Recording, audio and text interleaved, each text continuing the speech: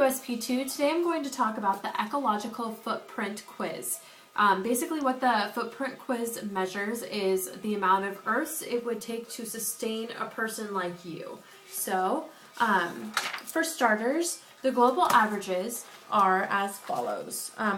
In global hectares, which is a measurement that is typically metric, and basically it's broken down into 4 different categories. The 4 different categories are carbon, food, housing, and goods and services.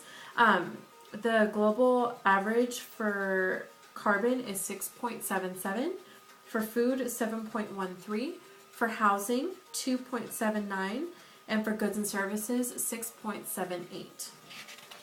That means for the Earth, we are using 1.5 Earths in order to sustain all of us if we continue at the current consumption rate. That's a lot of Earths. So I decided to take the carbon footprint quiz, it's really difficult to say, footprint quiz at myfootprint.org. This was on Professor Pasoli's website, and I wanted to see what my consumption was in comparison with the rest of the United States. So these are all measured in global acres, which is a little bit different from global hectares.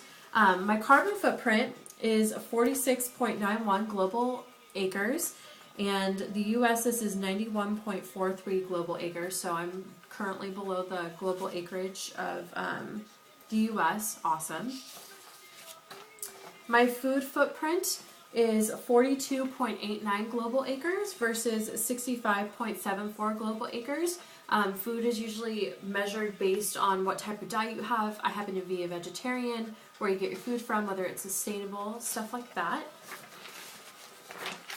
My housing footprint is 12.17 global acres in comparison to 31.58 global acres. That's because I live in a very small house.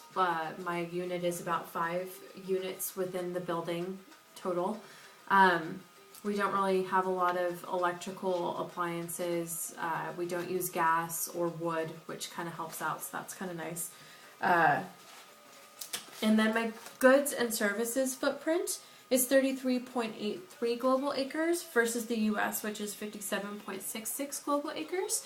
So I'm doing pretty well on that front too. I don't typically buy sustainable clothing, but I'm working on it. It's a goal. So in order to live like me, it basically take 3.69 Earths in order to live exactly like me. It's a lot of Earths. Basically, there's a lot of things I could be doing to make my global footprint a lot better, or my ecological footprint a lot better. A lot of things such as buying sustainable food, buying sustainable clothing, buying locally grown things, stuff like that. Anyways, I just wanted to go through what an average college student's footprint is probably like. So anyways, thank you very much.